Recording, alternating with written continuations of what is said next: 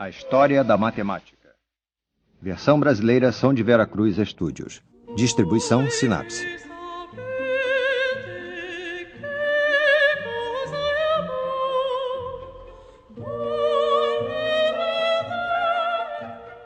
Estou andando nas montanhas da Lua. Estou na trilha do artista renascentista Piero della Francesca. Então, vim para a cidade ao norte da Itália. É aqui, Albino. Eu vim ver alguns dos melhores trabalhos de Piero, obras-primas na arte e obras-primas também na matemática. Os artistas e arquitetos do Renascimento trouxeram de volta o uso da perspectiva, a técnica que havia sido perdida há 1000 anos. Mas usá-la corretamente acabou sendo mais difícil do que eles imaginaram. Piero foi o primeiro grande pintor a entender perfeitamente a perspectiva, e isso porque ele era matemático, além de artista. Eu vim aqui para ver sua obra-prima, a Flagelação, mas houve um problema. Eu vi o quadro e ele é uma pintura absolutamente impressionante. Mas, infelizmente, por vários motivos, não podemos filmar lá dentro. Mas esse é um programa sobre matemática e não sobre arte. Então, usei um pouco de matemática para dar vida a esse quadro. Não podemos ir até o quadro, mas podemos fazer o quadro vir até nós. O problema da perspectiva é como representar o mundo tridimensional numa tela bidimensional. Para dar uma sensação de profundidade, uma sensação de 3 dimensões, Piero usou a matemática. De que tamanho ele pinta Jesus? Esse grupo de homens aqui está a determinada distância desses homens em primeiro plano. Se estiver errada, a ilusão da perspectiva é destruída. Não é nada simples representar um mundo tridimensional com precisão numa superfície bidimensional. Olha como as linhas paralelas no mundo tridimensional não são mais paralelas na tela bidimensional, mas se encontram num ponto de fuga. E os ladrilhos do quadro são, na verdade, assim.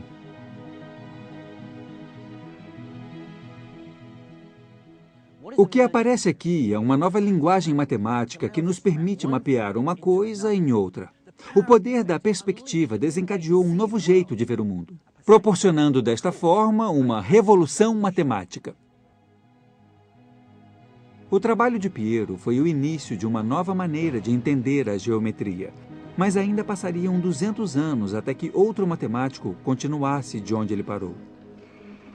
As fronteiras do espaço.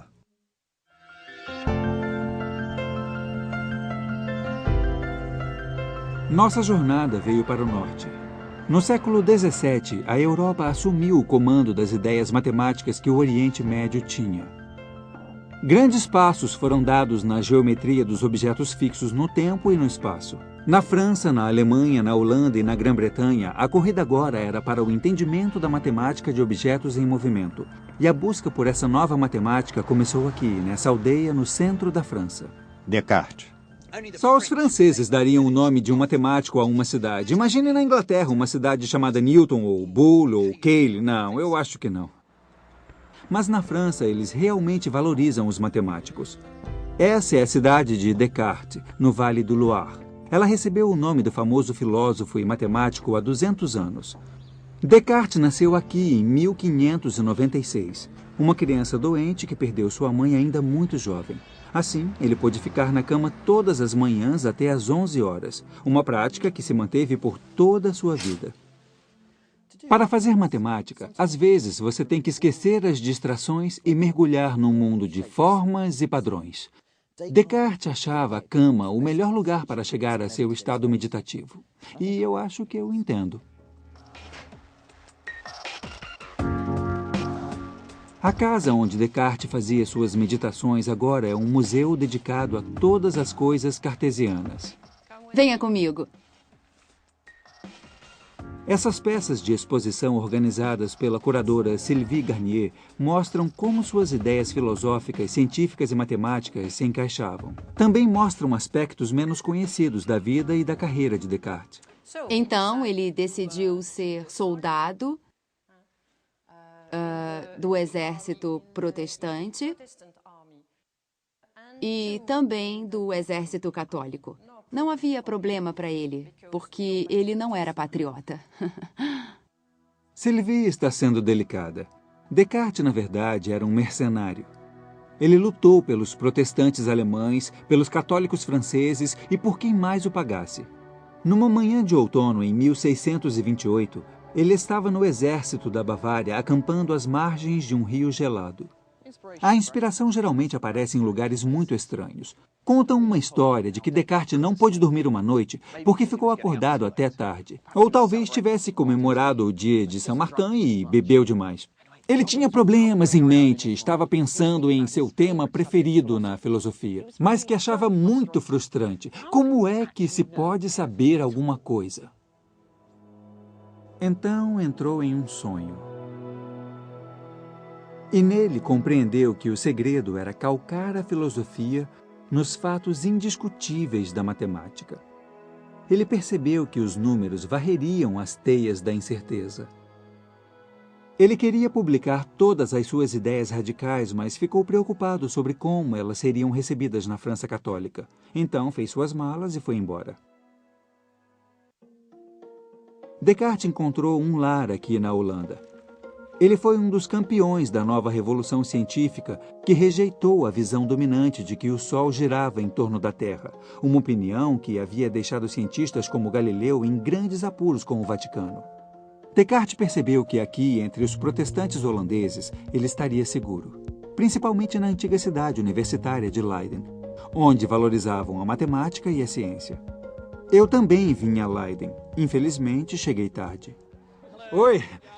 Desculpe o meu atraso, é que o pneu furou e eu acabei levando mais tempo. Pedalando? Nossa, senta aí. Henk Bose é um dos estudiosos cartesianos mais ilustres da Europa. Ele não se surpreende de um estudioso francês ter vindo parar em Leiden. Ele veio conversar com pessoas e algumas foram abertas às suas ideias. E não eram só sobre matemática, mas especialmente sobre mecânica. Ele fundiu a álgebra e a geometria. Sei. Então você podia ter fórmulas e figuras e seguir de uma para outra. Então é um tipo de dicionário entre as duas que fornece Esse dicionário, que finalmente foi publicado aqui na Holanda em 1637, incluía ideias filosóficas controversas. Mas o pensamento mais radical estava no apêndice. Uma proposta de se unir a álgebra à geometria. Cada ponto em duas dimensões pode ser descrito por dois números. Um dá a localização horizontal e o outro dá o ponto da localização vertical. Quando o ponto se movimenta em círculo, essas coordenadas mudam. Mas podemos escrever uma equação que identifica a mudança de valor desses números em qualquer ponto da figura.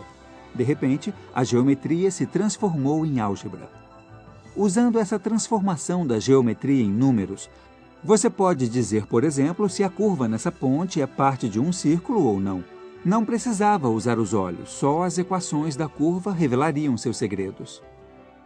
Mas não para por aí. Descartes tinha aberto a possibilidade de navegar por geometrias em mais dimensões. Mundos que nossos olhos nunca verão, mas essenciais à tecnologia e à física modernas. Não há dúvidas de que Descartes foi um dos gigantes da matemática. Infelizmente, ele não era o melhor dos homens. Acho que ele não era uma pessoa fácil. Ele era muito preocupado com a própria imagem. Tinha total convicção de que estava certo, mesmo quando estava errado. E sua primeira reação era considerar o outro um estúpido por não ter entendido. Descartes podia não ser a pessoa mais simpática, mas não há dúvidas de que sua percepção da conexão entre álgebra e geometria transformou a matemática para sempre. Para que sua revolução matemática ocorresse, ele precisava de outro ingrediente vital. Para descobrir isso, eu tive que dar adeus ao Henk e a Leiden e ir para a igreja.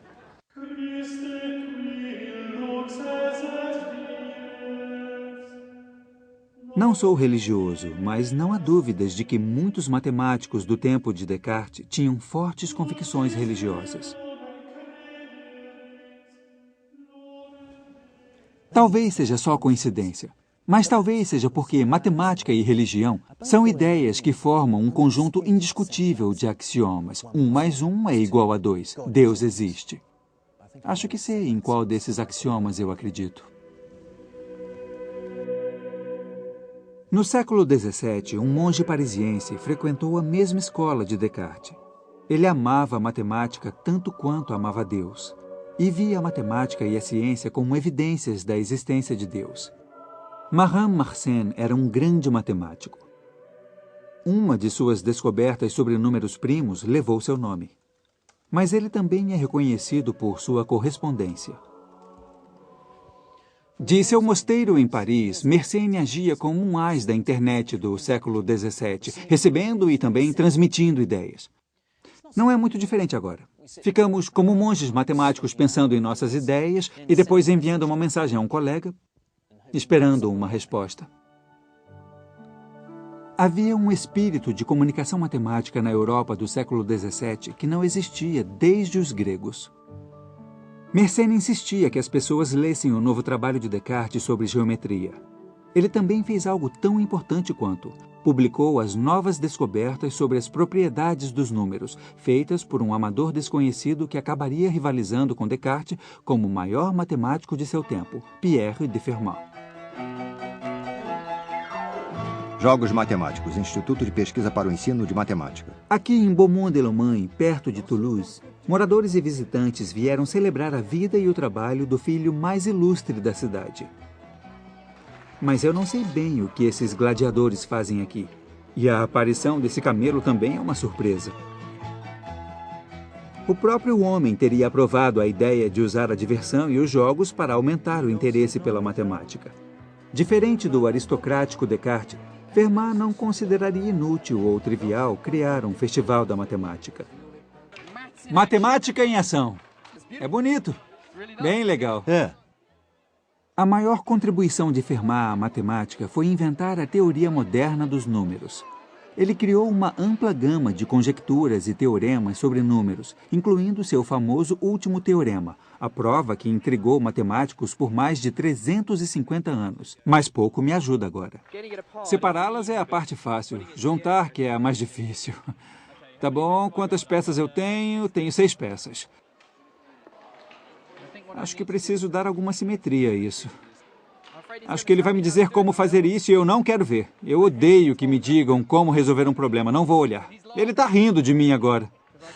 Porque não consigo. É muito injusto. Vamos lá. Posso juntar? Já arrivei! Consegui! Essa é a emoção de se fazer matemática. Quando as coisas se encaixam e, de repente, você vê a resposta certa. Incrivelmente, Fermat só se entregava à matemática em seu tempo livre. De dia, ele era juiz. Lutar com problemas matemáticos era seu hobby e sua paixão. O maravilhoso na matemática é que você pode fazê-la em qualquer lugar. Não precisa de um laboratório e nem precisa de uma biblioteca. Fermat fazia a maior parte de seus trabalhos na mesa da cozinha, rezando em sua igreja local ou aqui em cima desse telhado. Ele podia parecer um amador, mas levava sua matemática muito a sério. Fermat conseguiu encontrar vários novos padrões nos números que desafiaram matemáticos durante séculos. Um dos meus teoremas preferidos de Fermat tem tudo a ver com números primos. Se você tem um número primo que, quando dividido por 4, deixa resto 1, Fermat mostrou que você pode sempre reescrever esse número com 2 números ao quadrado somados. Por exemplo, eu tenho 13 dentes de alho aqui, um número primo que, quando eu divido por 4, resta 1.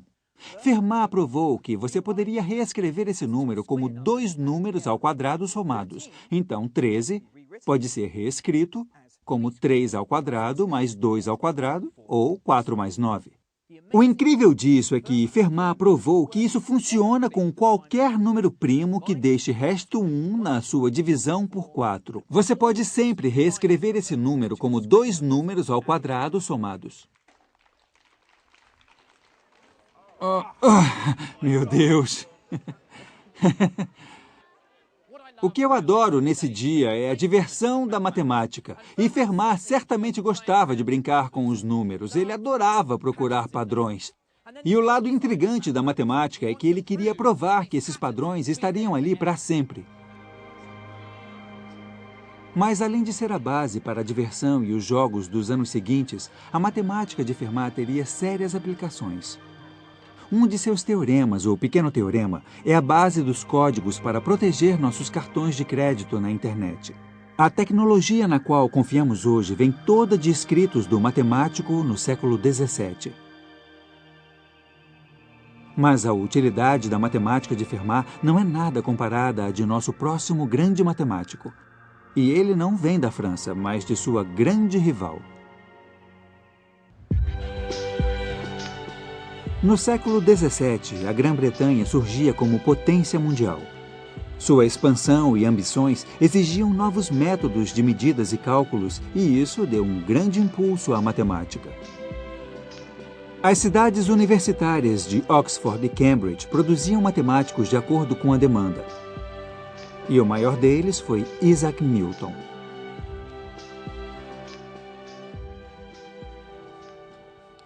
Estou aqui em Grantham, onde Isaac Newton cresceu e todos têm muito orgulho dele. Tem uma maravilhosa estátua dele e até um shopping center, o Isaac Newton Shopping Center, com um logotipo de uma maçã. Lá está uma escola que ele frequentou, ela tem uma bela placa azul e tem um museu aqui na prefeitura. Apesar de uma das moradoras mais famosas, Margaret Thatcher, ter tido grande projeção como Isaac Newton, na verdade, venderam todas as canecas de Thatcher e há muitas de Newton sobrando, então eu resolvi que devia apoiar o matemático comprando uma caneca de Newton. A matemática de Newton precisa de apoio. Newton é muito famoso por aqui. Sim. Você sabe por que ele é famoso? Não. E eu não sei, não. Gravidade? Descobrir a gravidade. Gravidade? Árvore e tudo aquilo. É? Gravidade. Gravidade? E isso resume tudo. Se as pessoas sabem do trabalho de Newton, é por causa da física e suas leis da gravidade e do movimento, não da sua matemática. Desculpe, eu estou com Está pressa. com pressa? Tá bom. A aceleração é uma das leis de Newton.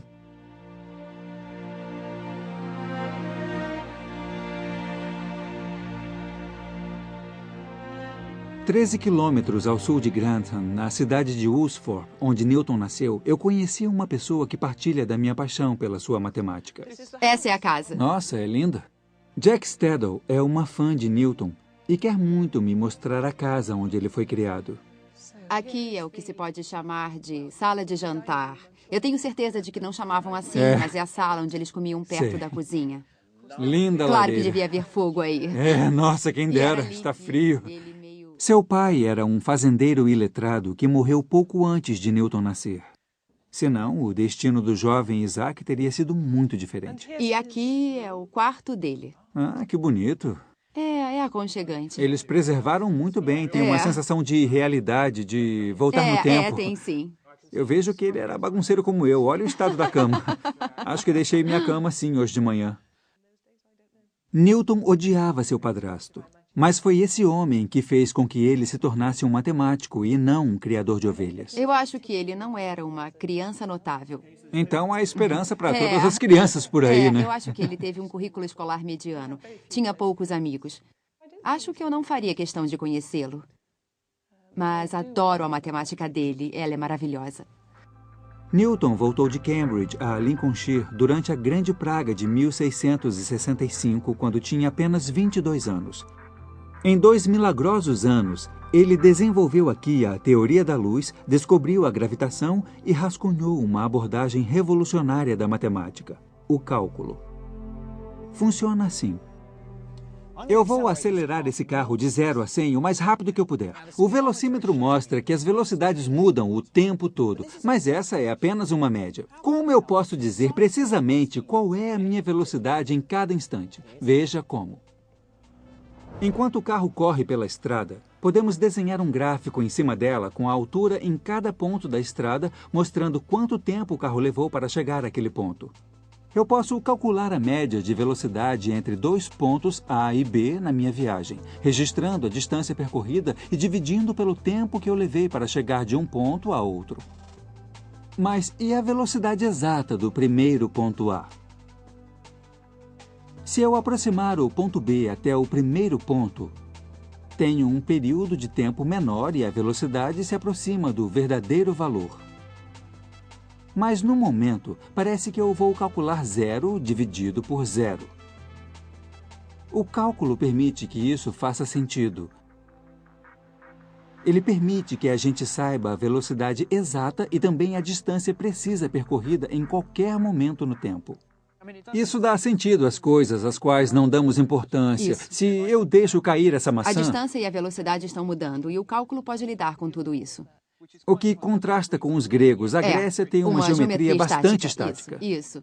Então, Isso. então o cálculo é usado por todo engenheiro e físico porque ele pode Perfeitamente, descrever o mundo isso. em movimento. Isso.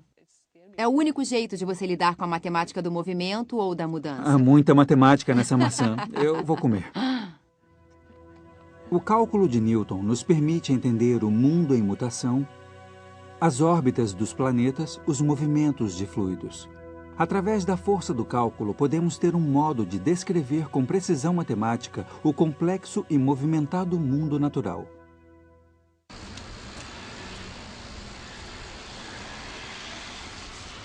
Mas só 200 anos depois se perceberia todo o seu potencial. Newton decidiu não publicar, mas só circular suas ideias entre amigos. Sua reputação gradualmente se espalhou. Ele se tornou professor, membro do parlamento e depois diretor da Casa da Moeda aqui na cidade de Londres. Em suas viagens regulares da Casa da Moeda à Sociedade Real, ele preferia pensar em teologia e alquimia do que em matemática, desenvolvendo o cálculo como um de seus muitos interesses, até ouvir falar de um rival. Um rival que também era membro da Sociedade Real e que teve exatamente a mesma ideia que ele, Gottfried Leibniz. Cada palavra que Leibniz escreveu foi preservada e catalogada em sua cidade natal, Hannover, no norte da Alemanha. Seus verdadeiros manuscritos são guardados, particularmente o que mostra que Leibniz também descobriu o milagre do cálculo, logo depois de Newton.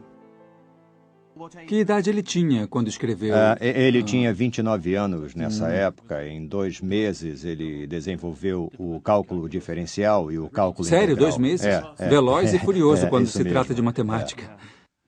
Tem um pedacinho de papel aqui. O que é isso? É uma carta ou... É isso. Esse pequeno manuscrito e as anotações de Leibniz às vezes aconteciam de manhã na cama, deitado na cama. Ele tinha tantas ideias que levava a manhã toda e às vezes mais para anotar todas as suas ideias e colocá-las no papel. Nossa, isso é lindo. Eu acho que ele muito gostava lindo. de ficar na cama de manhã, sabe, o máximo de tempo possível. Um verdadeiro matemático passa o seu tempo pensando na cama. Agora, eu estou vendo que há uns quadros aqui. Sim, claro, aqui. Então ele era assim? Apesar de não ter se tornado uma celebridade do século XVII como Newton, ele não teve uma vida ruim. Leibniz trabalhou para a família real de Hannover e viajou pela Europa representando seus interesses. E isso deu a ele muito tempo para seus passatempos intelectuais preferidos, que eram muitos mesmo na época. Ele criou um plano para reunificar a Igreja Católica Romana e Protestante, uma proposta para a França conquistar o Egito e deu contribuições para a filosofia e a lógica que ainda são muito estimadas hoje. Ele escreveu todas essas cartas. Eu acho isso extraordinário. Ele deve ter se clonado. Não acredito que houve somente um Leibniz. Mas Leibniz não era só um homem de palavras. Ele também foi uma das primeiras pessoas a inventar máquinas calculadoras que funcionavam no sistema binário, as verdadeiras precursoras do computador. 300 anos depois, o Departamento de Engenharia da Universidade de Leibniz, aqui em Hannover, as montou seguindo os projetos de Leibniz. Eu adoro as bolinhas, então essas virão a ser os nossos 0 e 1. Então, uma bolinha 0 e 1. Agora aperta o número 127. Um binário significa que temos os primeiros 7 dígitos em 1. Sei. E agora eu dou um número 1 e somando bom. 127 mais 1 Tá. dá 128, que é 2 elevado a 8. Ah, tá bem. Vamos ter muita agitação. Pode mostrar aqui, por favor? É assim que se faz. Então, vamos somar um A. Vamos lá. Então, Dá todas 128, que é igual a 2 elevado a 8. Então, 127 em binário é 1, 1, 1, 1, 1, 1, 1, que são as bolinhas aqui. Para somar 1, tudo é retirado. Então, fica 0, 0, 0, 0 e temos a potência 2 aqui. Então, esse mecanismo se livra de todas as bolinhas que você não precisa. É como um fliperama matemático. Eu adoro essa máquina.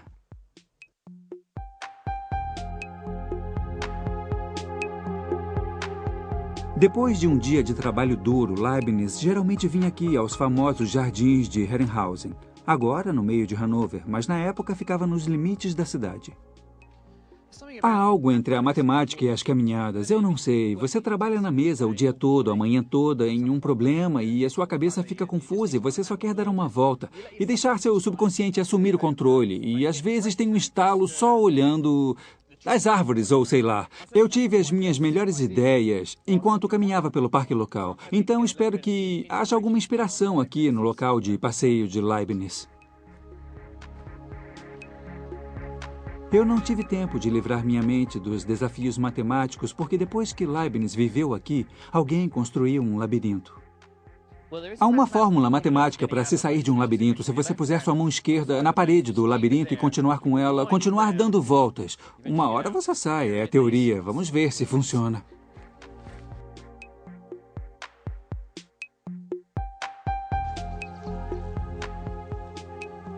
Leibniz não teve essas distrações.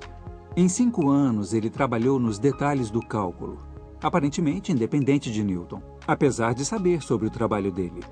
Mas diferente de Newton, Leibniz tinha satisfação em tornar público o seu trabalho. Então, matemáticos de toda a Europa souberam do cálculo primeiro por ele e não por Newton. E foi aí que todos os problemas começaram. Em toda a história da matemática, sempre houve muitas disputas por pioneirismos. Isso pode até parecer banal e infantil, mas queremos que nosso nome esteja naquele teorema. Essa é a nossa chance de um pouco de imortalidade, porque esse teorema vai durar para sempre. E é por isso que dedicamos tanto tempo tentando desvendar essas coisas. Porque, de certa forma, não acreditamos que alguém mais vai pensar nele ao mesmo tempo que nós. Esses são os nossos teoremas, nossos filhos, e não queremos dividir o mérito. Em Londres, Newton certamente não queria dividir o mérito com Leibniz, que ele considerava um arrogante de Hanover. Depois de anos de asperezas e acusações, foi pedido que a Sociedade Real em Londres se decidisse a respeito. A Sociedade Real deu a Newton o crédito pela primeira descoberta do cálculo e a Leibniz o crédito pela primeira publicação. Mas em seu julgamento final, Leibniz foi acusado de plágio. No entanto, isso pode ter a ver com o fato de o relatório ter sido escrito por seu presidente, um tal de Sir Isaac Newton. Leibniz ficou incrivelmente magoado. Ele admirava Newton e nunca se recuperou. Morreu em 1716 e Newton viveu por mais 11 anos e foi enterrado na grandeza da abadia de Westminster. O memorial de Leibniz, em comparação, está aqui nessa pequena igreja em Hanover. A ironia é que, geralmente, é a matemática de Leibniz que triunfa, não a de Newton. Sou um grande fã de Leibniz. Frequentemente, as revoluções na matemática são na produção da linguagem certa para capturar uma nova visão. E nisso, Leibniz era muito bom. A notação de Leibniz, sua maneira de escrever os cálculos, capturava seu verdadeiro espírito. Ainda é ela que usamos na matemática hoje. A notação de Newton era, para muitos matemáticos, desajeitada e difícil de usar. Então, enquanto os matemáticos britânicos se perdiam, a história da matemática se mudava para o coração da Europa, na Basileia.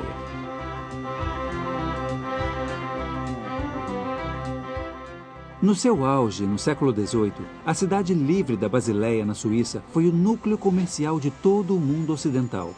Em torno desse turbilhão de comércio, desenvolveu-se uma tradição de aprendizado, principalmente relacionado ao comércio. E uma família resumia isso. É curioso que artistas geralmente tenham filhos artistas, músicos geralmente tenham filhos músicos, mas nós matemáticos não tendemos a ter filhos matemáticos, não sei bem o porquê. Pelo menos é minha visão, embora outros a discutam. O que ninguém discorda é que há uma grande dinastia de matemáticos, os Bernoulli. Nos séculos XVIII e XIX, eles tiveram meia dúzia de matemáticos notáveis. Alguns se estabeleceram na Inglaterra. E todos eles vieram da Basileia. Você pode ter grandes mentes como Newton e Leibniz que formam um pano de fundo fundamental, mas precisa de discípulos que peguem essa mensagem, esclareçam, percebam suas implicações e depois a espalhem. A família era originalmente de comerciantes e essa era uma de suas casas. Agora é a parte da Universidade da Basileia e foi totalmente restaurada, fora um quarto que foi mantido exatamente como a família o usava. O Dr. Fritz Nagel, diretor do arquivo Bernoulli, prometeu me mostrar. Se conseguirmos encontrá-lo. Não, estamos no andar errado, não é Andar aqui. errado? Tá bom. Olha só, essas maçãs são gratuitas? Posso pegar uma? Não, matemático errado. Uma hora a gente chegou lá. Então aqui os Bernoulli teriam feito sua matemática. Eu estava sendo educado. Não sei se devíamos ter ido até lá. A família o usava. O Dr. Fritz Nagel, diretor do arquivo Bernoulli, prometeu me mostrar. Se conseguirmos encontrá-lo. Não, estamos no andar errado, não é Andar aqui. errado? Tá bom. Olha só, essas maçãs são gratuitas? Posso pegar uma? Não, matemático errado. Uma hora a gente chegou lá. Então aqui os Bernoulli teriam feito sua matemática. Eu estava sendo educado. Não sei se devíamos ter ido até lá. A única coisa interessante era um forno antigo. Me diz uma coisa, eu estou curioso. Qual é o seu preferido dos Meu Bernoulli? Bernoulli preferido é Johann I. Ele talvez tenha sido o matemático mais inteligente. Talvez seu irmão Jacob tivesse mais ideias profundas sobre os problemas. Mas Johann encontrou soluções elegantes. Os irmãos não se gostavam muito, mas os dois adoravam Leibniz. Se correspondiam com ele, o apoiaram contra os aliados de Newton, espalhando seus cálculos pela Europa. Leibniz ficou muito feliz em encontrar dois matemáticos talentosos, fora de seu círculo pessoal de amigos, Sei. que dominavam o seu cálculo e podiam distribuí-lo por toda a comunidade científica. Isso era muito importante para o Leibniz. E importante para a matemática também. Sem os Bernoulli, demoraria mais para o cálculo se tornar o que é hoje. Um fundamento da matemática. Pelo menos essa é a luta do Dr. Nagel, e ele é um grande fã dos Bernoulli. Hoje ele me apresentou ao professor Daniel Bernoulli, o último membro da família, cujo famoso nome faz com que receba e-mails estranhos. Outro que eu recebi foi... Professor Bernoulli, pode me ajudar com cálculo? Exatamente, porque você encontra um Bernoulli e espera que ele saiba dos cálculos. Mas esse Daniel Bernoulli é professor de geologia. O gênio da matemática parece ter morrido. E durante o nosso jantar, fiquei pensando na matemática. É um pouco injusto com os Bernoulli descrevê-los simplesmente como discípulos de Leibniz. Uma das suas maiores contribuições à matemática foi desenvolver o cálculo para resolver um problema clássico da época. Imagine uma bola rolando por uma rampa. A tarefa é projetar uma rampa que faça a bola descer o mais rápido possível. Você pode imaginar que uma rampa reta seria a maneira mais rápida ou talvez uma curva como essa, que daria muito impulso para a bola. Na verdade, não é nenhuma delas. O cálculo mostra o que chamamos de cicloide, a curva definida por um ponto num aro de uma roda de bicicleta em movimento.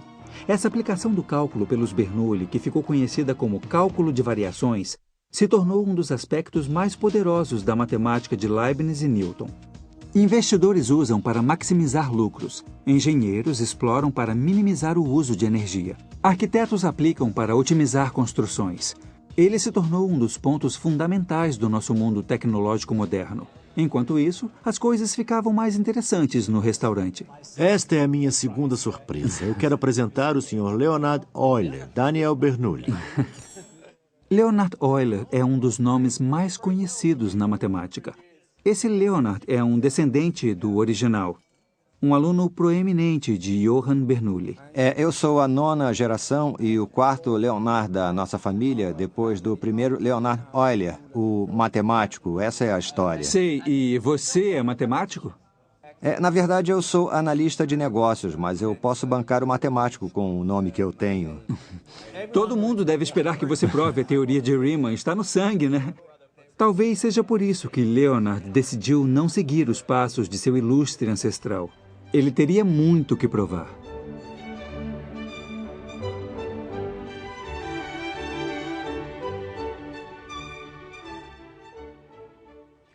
Eu vou atravessar o Reno de barco e devo dizer que me sinto um pouco mal hoje. O jantar de ontem à noite com o Sr. Euler e o professor Bernoulli foi seguido por brindes a todos os teoremas que os Bernoulli e os Euler já provaram. E olha que eles já provaram muitos. Nunca mais. Eu também recebi olhares de desaprovação das minhas companheiras de viagem. Por sorte, a viagem era curta. Não como a que Euler fez em 1728 para começar uma nova vida. Euler pode ter sido um prodígio como Johann Bernoulli, mas não havia espaço para ele na cidade. Se seu nome não fosse Bernoulli, havia pouca chance de conseguir emprego com matemática aqui na Basileia. Mas Daniel, o filho de Johann Bernoulli, era muito amigo de Euler e conseguiu um trabalho para ele em sua universidade. Mas levavam-se 7 semanas para chegar lá, porque a universidade de Daniel era na Rússia. Não era uma casa com força intelectual como Berlim ou Paris, mas São Petersburgo não era inexperiente no século XVIII. Pedro o Grande havia criado uma cidade muito no estilo europeu e toda cidade moderna na época tinha uma academia científica. A Academia de Ciências da Rússia agora é um museu e inclui várias salas cheias de curiosidades grotescas que geralmente ficam fora de exposições públicas no Ocidente. Mas nos anos de 1730, esse prédio era um centro de pesquisas. Foi aqui que Euler descobriu seu lar intelectual.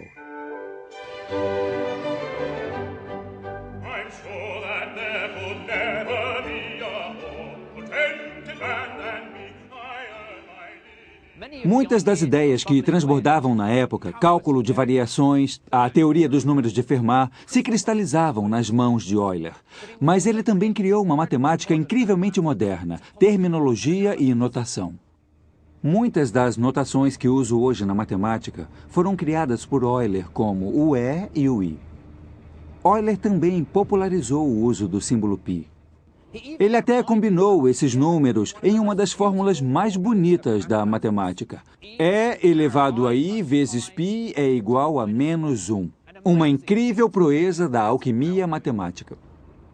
Sua vida, na verdade, é cheia de magia matemática. Euler aplicou suas habilidades em uma imensa variação de tópicos, desde os números primos, a ótica e a astronomia. Ele criou um novo sistema de pesos e medidas, escreveu um livro sobre mecânica e até encontrou tempo para desenvolver uma nova teoria musical.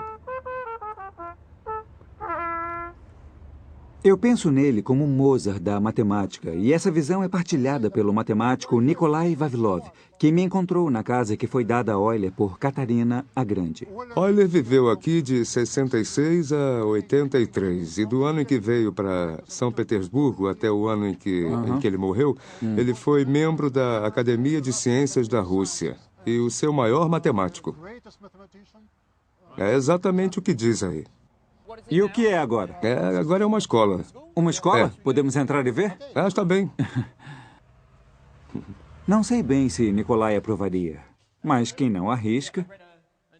Não é melhor a gente falar com a diretora e ver se podemos... Tem um guarda. A diretora não se importou. Acho que ela está acostumada a pessoas indo até lá para falar sobre Euler. Ela até tinha 2 alunas hábeis suspeitamente à disposição. Essas 2 jovens estão preparadas para falar sobre o cientista e sobre o prédio. Elas sabiam do que falavam. Elas fizeram todo um projeto sobre Euler. Sua vida longa, o casamento feliz, os 13 filhos e suas tragédias com apenas 5 filhos sobrevivendo à infância. Sua primeira mulher, que ele amava e morreu jovem, a perda de boa parte da visão. E mesmo com a perda da visão, ele ainda continuava as pesquisas matemáticas. Então, nos últimos anos da sua vida, ele ainda continuava a trabalhar. Na verdade, ele ainda continuava com as suas pesquisas matemáticas. Eu li uma frase dele que diz que, com sua cegueira, ele não tinha outra distração e finalmente podia continuar com a sua matemática. Foi muito positivo. Foi uma visita inesperada e encantadora. Apesar de eu não resistir e voltar para corrigir uma das equações no quadro quando todo mundo tinha saído. Para demonstrar um dos meus teoremas preferidos de Euler, preciso de uma bebida. Ela se refere ao cálculo de somas infinitas, a descoberta que lançou Euler ao topo da popularidade quando foi anunciada em 1735. Pegue um copo cheio de vodka e passe a esse copo longo. Depois, pegue um copo com 1/4 ou meio ao quadrado e ponha no primeiro copo. A seguir, pegue o copo que está 1/9 cheio ou 1/3 ao quadrado e adicione. Agora, se eu continuar adicionando infinitamente vários copos, onde cada um é uma fração ao quadrado, quanto terá nesse copo grande aqui? Foi chamado de problema da Basileia, depois que os Bernoulli tentaram e não conseguiram resolvê-lo. Daniel Bernoulli sabia que não conseguiria uma quantidade infinita de vodka. Ele estimava que o total chegaria perto de 1 3/5. Mas aí veio Euler. Daniel estava perto, mas matemática é precisão. Euler calculou que o total de vodka seria exatamente π² dividido por 6. Foi uma total surpresa. O que a soma de frações ao quadrado tem a ver com esse número especial, o π? Mas a análise de Euler mostrou que eles eram dois lados da mesma equação. 1 mais 1/4 mais 1/9 mais 1/16 e assim por diante infinitamente. É igual a π² sobre 6. Isso ainda é muita vodka. Mas vamos lá.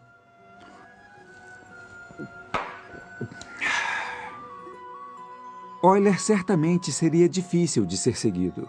Matemáticos de 2 países tentaram. Tanto a França quanto a Alemanha estavam no meio da era das revoluções que varreu a Europa no final do século XVIII. Ambas precisavam desesperadamente de matemáticos, mas os apoiaram de maneira diferente. Aqui na França, a Revolução enfatizava a utilidade da matemática. Napoleão reconheceu que, se você quer as melhores máquinas militares, os melhores armamentos, precisa dos melhores matemáticos. As reformas de Napoleão deram um grande impulso à matemática, mas essa era uma matemática que ia servir à sociedade. Aqui na Alemanha, o grande educador Wilhelm von Humboldt também estava comprometido com a matemática, mas uma matemática que fosse desligada das demandas do Estado e do militarismo. As reformas educacionais de Humboldt valorizavam matemática pela matemática. Na França, há matemáticos maravilhosos como Joseph Fourier, de cujo trabalho sobre as ondas sonoras ainda usamos hoje. A tecnologia do MP3 é baseada na análise de Fourier. Mas na Alemanha, pelo menos na minha opinião, há o maior matemático de todos. A pacata cidade universitária de Göttingen pode parecer meio atrasada. Mas essa cidadezinha foi lar de alguns gigantes da matemática, incluindo o homem que é frequentemente descrito como o príncipe dos matemáticos, Carl Friedrich Gauss. No entanto, poucas pessoas além dos matemáticos sabem algo sobre ele. A resposta foi não em Paris. Você sabe quem é Carl Friedrich Gauss? Não. Não? Friedrich Gauss. Não, em Oxford. Gauss. Não faço ideia. Não faz ideia? Eu acho que dizem não até na Alemanha moderna. Não? Tá bom. Eu não sei. Não sabe? Mas em Göttingen, todo mundo sabe quem é Gauss, o herói local. Seu pai era pedreiro e era provável que Gauss se tornasse um também. Mas seu talento singular foi reconhecido por sua mãe e ela o ajudou a ter a melhor educação possível.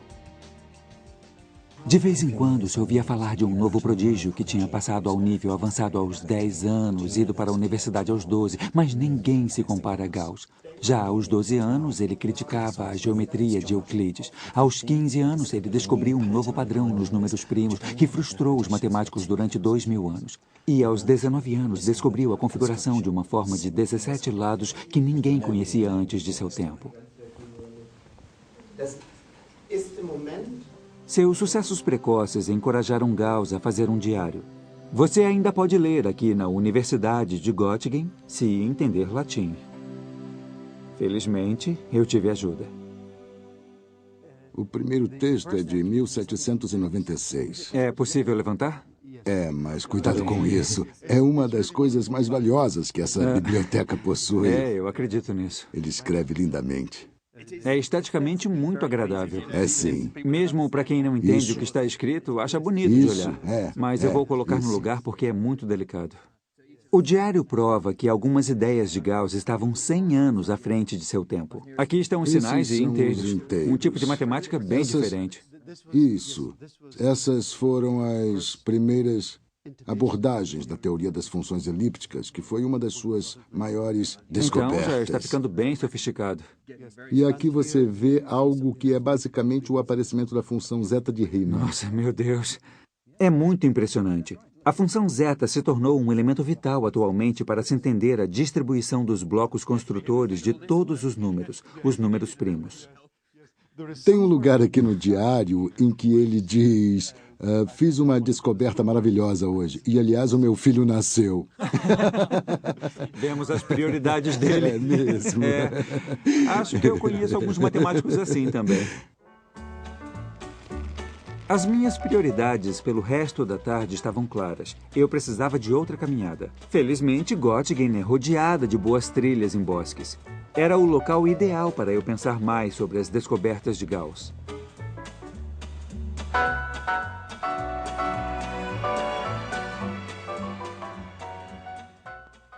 A matemática de Gauss tocou em várias partes do mundo da matemática, mas eu vou escolher uma delas, uma divertida, os números complexos.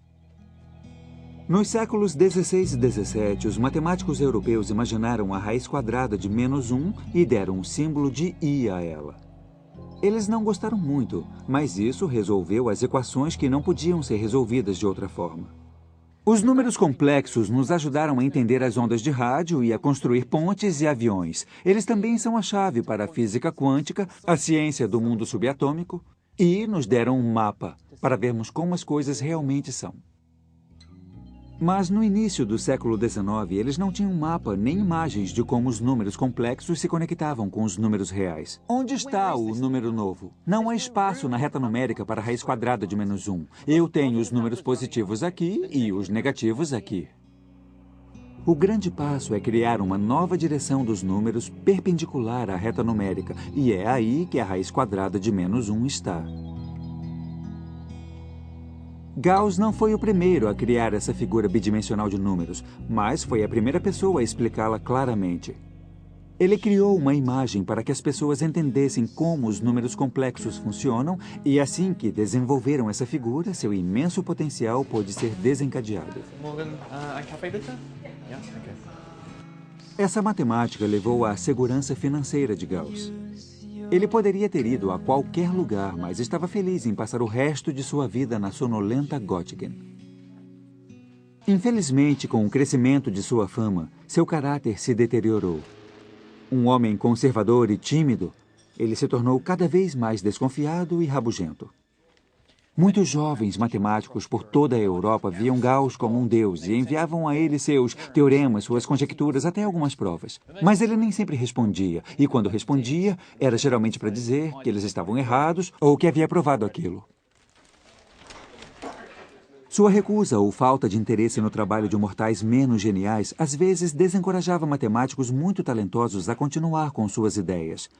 Mas uma vez, nem Gauss seguiu seus próprios impulsos em uma situação muito importante que poderia ter transformado a matemática de seu tempo. 15 quilômetros depois de Göttingen fica o que é hoje conhecido como a Torre Gauss. Nossa, deslumbrante. É mesmo Lindo. uma vista fantástica. É. Gauss realizou vários projetos para o governo de Hanover, incluindo a primeira planta de todas as propriedades da cidade. Essa escolha de Gauss em fazer as plantas parece a última coisa que um matemático faria. Ele quis fazer. O principal nisso era descobrir a forma da Terra. Mas ele também começou a especular sobre algo ainda mais revolucionário, a forma do espaço. Então, ele acha que pode não haver nada plano no universo? Exatamente. E se estivéssemos vivendo num universo curvo, não haveria nada plano. Isso levou Gauss a questionar um princípio da matemática, a geometria de Euclides. Ele percebeu que essa geometria dependia da ideia de um espaço plano. Isso não se aplicava a um universo curvo. Mas no início do século XIX, a geometria de Euclides era vista como coisa de Deus, e Gauss não queria nenhum problema. Então, nunca publicou nada. No entanto, outro matemático não teve esse medo. Na matemática, geralmente é útil ser parte de uma comunidade em que você pode conversar e trocar ideias com outros. Mas dentro dessa comunidade matemática, às vezes pode ser difícil ter uma ideia que desafia completamente o status quo. Então, a mudança geralmente vem de outra parte. Matemáticos podem surgir em lugares bastante estranhos. Eu estou na Transilvânia, que é bastante apropriada porque eu estou buscando um lobo solitário. János Bolyai passou a maior parte de sua vida centenas de quilômetros distante dos centros de excelência em matemática. Esse é o único retrato dele que eu pude encontrar. Infelizmente, esse não é ele. É uma imagem que o Partido Comunista da Romênia começou a circular quando as pessoas se interessaram nas teorias de Bolyai nos anos 70. Eles não encontraram uma imagem de János, então substituíram a foto pela de outra pessoa.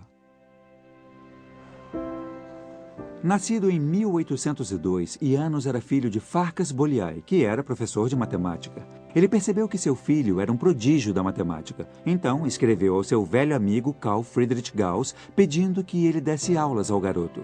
Infelizmente, Gauss recusou. Então, ao invés de se tornar um matemático profissional, János entrou para o exército. Mas a matemática continuou sendo seu primeiro amor. Talvez exista algo no ar aqui, porque Bolyai continuou fazendo matemática em seu tempo livre. Ele começou a explorar o que chamava de geometrias complexas, onde os ângulos dos triângulos somavam menos de 180. O incrível é que essa geometria imaginária tem total sentido matemático. A nova geometria de Bolyai se tornou conhecida como geometria hiperbólica. A melhor maneira de imaginá-la é com uma imagem de uma esfera espelhada, em que as linhas curvas se apoiam umas nas outras. É difícil representá-la, já que estamos acostumados a viver em um espaço que parece ser reto e plano. Em sua cidade natal de Targumures, eu fui procurar mais sobre a matemática revolucionária de Bolyai. Sua memória é certamente reverenciada aqui. O museu contém uma coleção de artefatos relacionados a Bolyai, alguns podendo ser considerados visivelmente da Transilvânia. Ainda tem cabelo nele, é um pouco horripilante, né? Mas o objeto que eu mais gosto aqui é uma linda maquete da geometria de Bolyai. Você tem a menor distância entre este ponto e aquele ponto se ficar nessa superfície. Não é uma linha reta, mas essa curva que se inclina no triângulo. Então aqui está a superfície em que as menores distâncias que definem o triângulo somam 180. Bolyai publicou seu trabalho em 1831 e o pai enviou uma cópia ao velho amigo Gauss. Gauss escreveu de volta dando imediatamente sua aprovação. Mas Gauss se recusou a elogiar o jovem Bolyai porque disse que devia elogiar só a si mesmo. Ele havia trabalhado nisso aproximadamente uma década antes. Na verdade, há uma carta de Gauss para outro amigo em que ele diz que vê esse jovem geômetra como um gênio de primeira ordem. Mas Gauss nunca pensou em dizer isso a Bolyai, e o jovem János ficou completamente desanimado. Outro impacto logo viria. Alguém desenvolveu exatamente a mesma ideia e a publicou 2 anos antes, o matemático russo Nikolai Lobachevsky. Depois disso veio a derrocada de Bolyai. Sem reconhecimento ou carreira, ele não publicou mais nada. Até que ele ficou um pouco louco. Em 1860, János Bolyai morreu na obscuridade. Gauss, em contrapartida, foi celebrado depois de sua morte. Uma universidade, as unidades usadas para medir a indução magnética e até uma cratera na Lua receberam o seu nome. Durante sua vida, Gauss deu apoio a poucos matemáticos. Mas uma exceção foi outro gigante matemático de Göttingen, Bernhard Riemann.